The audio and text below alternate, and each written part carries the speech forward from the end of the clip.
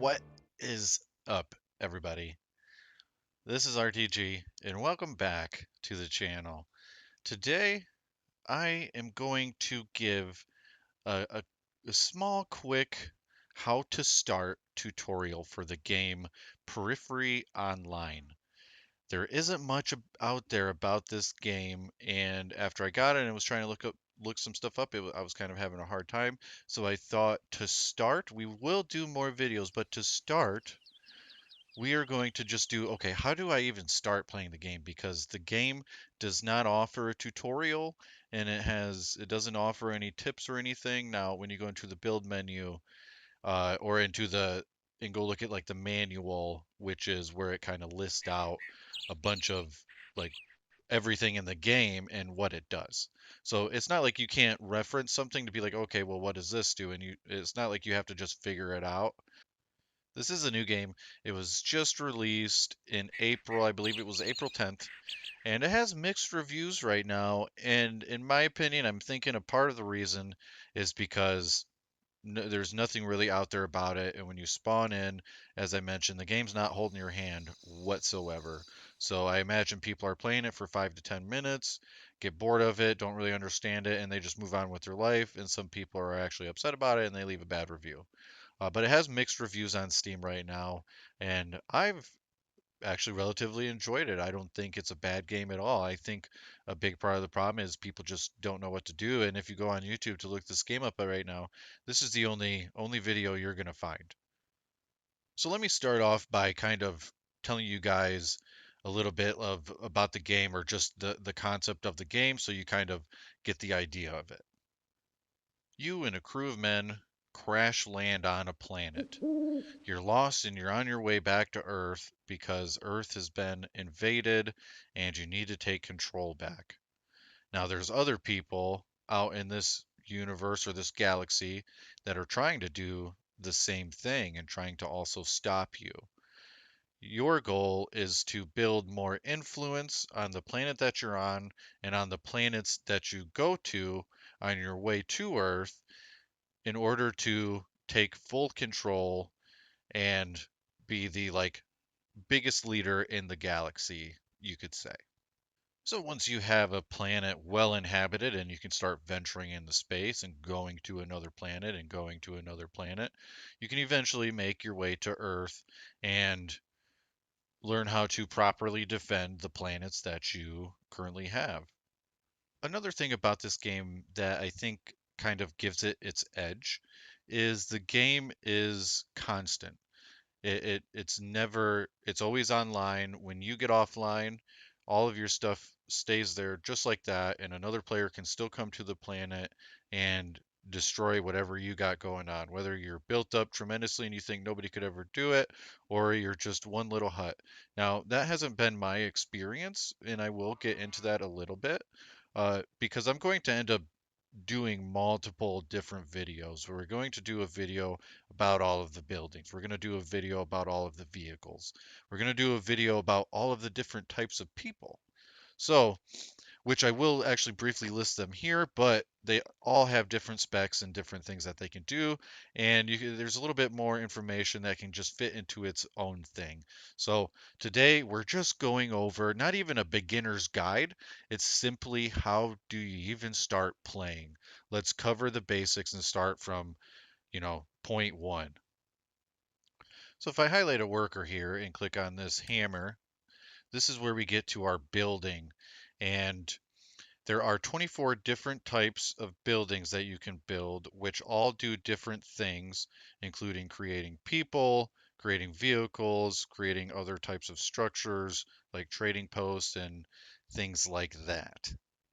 There's at least 7 different types of people that you can build, including a geologist and a spy. You have workers, scouts, militia, soldiers, and snipers. There's at least 7 different types of people that you can create. And I say at least 7 because I haven't built all of the buildings yet.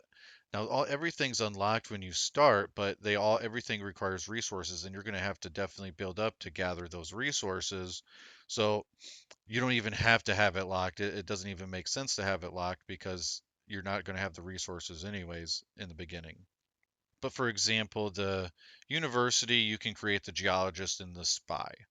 The geologist is going to be good for uh, going through uncharted territory and finding points of interest for resources like oil, gold, iron, things like that that might be a little bit harder to get. So the first type of person you're going to be using is a worker. The worker is going to be responsible for gathering resources and building the structures. They can do fighting, but of course, they're the weakest out of the bunch.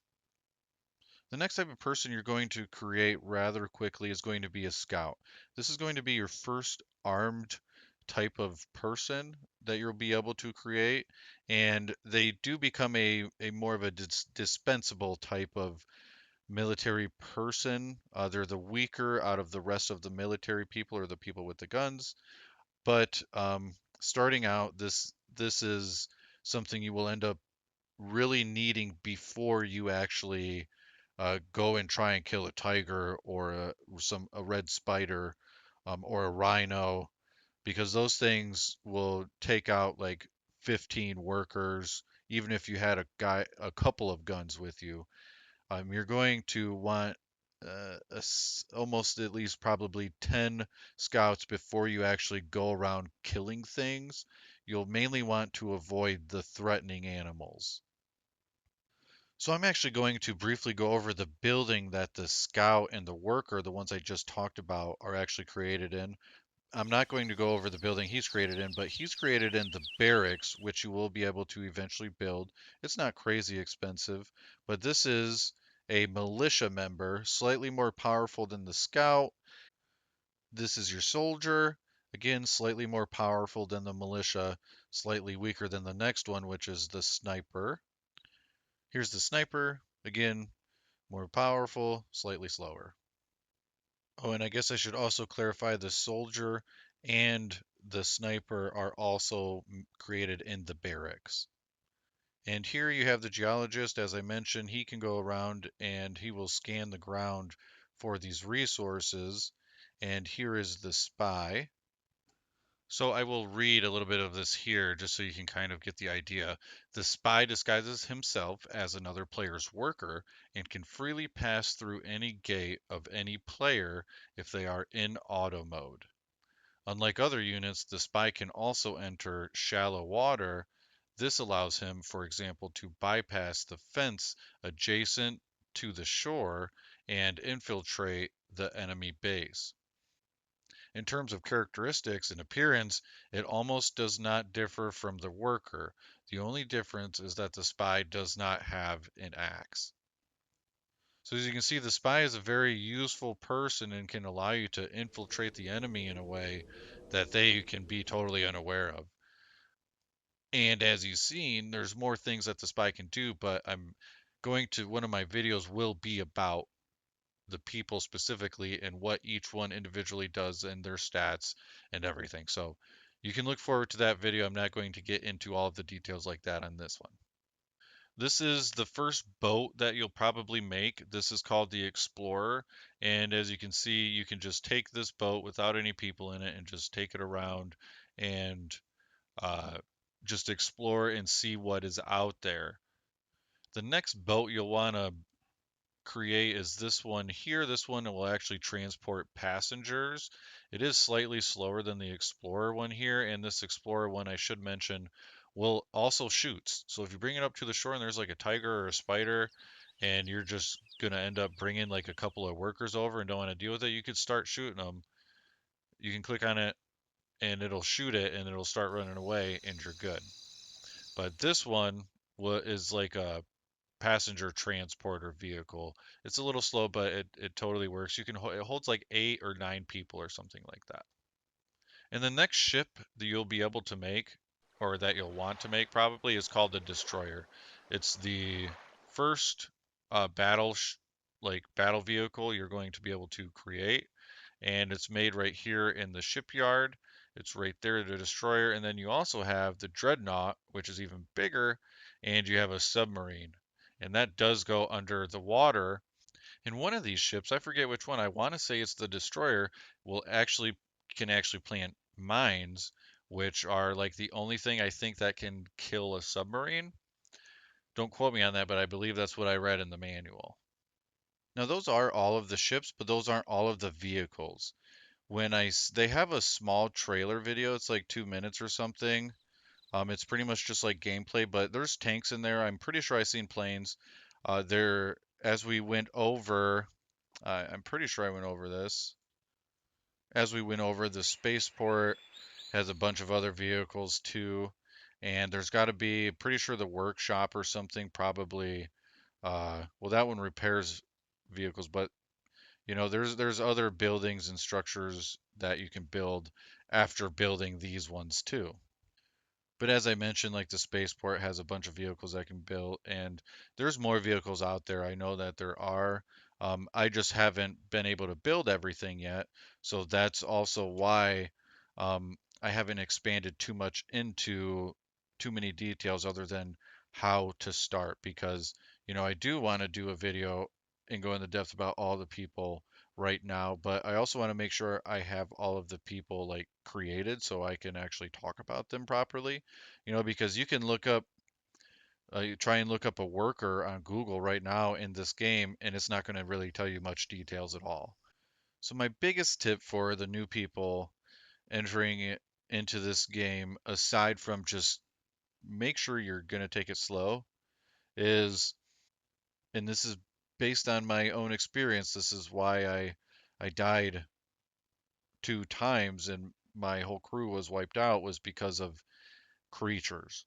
So don't go attacking threatening animals until you actually have like at least 10 guys with guns and 10, like 10 guys, 10 workers at least. It wasn't until I actually created my first militia member, which takes a small little hot minute until, because you got to be able to build the barracks. It wasn't until I created my first militia member that I was like, okay, now I'm ready to kind of go fight a tiger, I think. But with like 15 workers all in good health, it totally wiped them out multiple times, and I just wasn't didn't want to do it like that, so I built up, avoided threatening creatures, and then I was able to actually just go around and kill them when I seen them. One thing I didn't really like was, because I was being killed by a tiger, I'm like, dude, there's no way 15 guys with an axe and like 3 guys with a gun, there's no way a tiger would kill him. Like, the tiger would eventually get killed by that many people. I mean, if they were bare hands, I don't know, but the fact they have weapons and a few guns, it was like, no way. But the more I play the game, the more I kind of do understand that power ratio, because it seemed like the animals were just way too overpowered compared to people. It's like there's no way you need 30 people to kill a tiger when half of them have guns. But even though it is like that in the game, you kind of understand why after you start to play it. So I did have like one bugaboo, but it's also after you play it for a minute, it's like, okay, yeah, it makes more sense because you're going to be creating a lot of people, and it's just going to make sense to send a group of soldiers out to go kill, and not just workers, some scouts, and some militia members, you know. So eventually you'll get to the point where it's like, yeah, you can kill any animal, and you won't really be worrying like you were as a beginner. And the other thing I'll also say is make sure you take the time to just go back, reference the manual. Okay, this is what I've had to do. This is the only way you're going to figure out, really, other than watching videos that don't exist other than this one currently. But make sure you stick around for the next video. I'm going to do an in-depth review of the buildings. So we will do an in-depth review of all of the buildings in this game and what they do, so that way you guys can actually not have to constantly reference a manual and use your own brains for thinking and reading, and I'll do it for you. And you can just listen to me and I'll show you what to do, okay? But yeah, take your time. Make sure you take the time to strategize. If you find another person, and let's say they're built up like I am, There's no reason you need to rush, go get your 10 military members and be like, okay, now's the time, got to kill them all. No, no, no, no. Scope them out. Use a spy. Use a submarine. Get up close. Start building nearby. Take away resources. If you destroy a hub, considering this is where they're storing their resources, guess what? Then they got, not only do they have to build a new hub, they're going to drop some in influence. They will have to gain all those resources back that they just lost. They're not just going to like sit on the ground and they can go pick them up. No, they're just going to go away, disappear, gone, never seen again. So you can definitely strategize on taking out opponent, especially if they're stronger than you. Like this thing has the most health that I've seen in a structure right now. It has 8,000 HP. This is a tower, and it's also an automatic turret, so it's a defense mechanism. It's like, aside from like a gate and the fact that these things can, you don't have to have people to move vehicles, and they can go attack things without people in them and whatnot, or automatically. It's very nice that you don't have to physically or manually do these things. And something like this could probably just really save your base. So building up to the point where you can actually put down a tower and have a decent little gate. Now this gate doesn't go all the way around yet, as you can see, but for the most part, we're pretty well protected. And it would take somebody, I would say probably like at my level or greater, because we also have a spot on this island, totally separate colony that we're building over here for other purposes as well.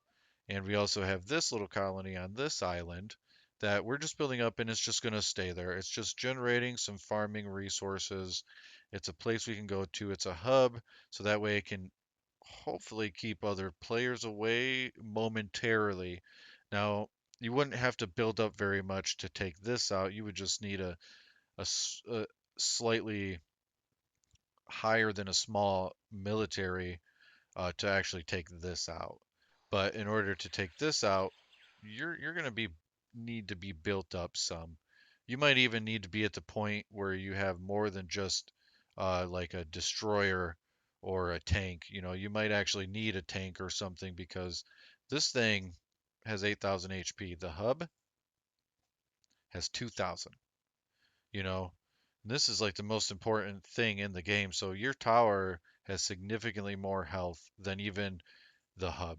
So, strategize how you're going to lay out your community. This one isn't as strategized as the other one is, because this one I wasn't able to build so much by using a geologist and being like, okay, which resources where in the ground. So most of the mines are just stuck in random places here. The wind turbines in a random place.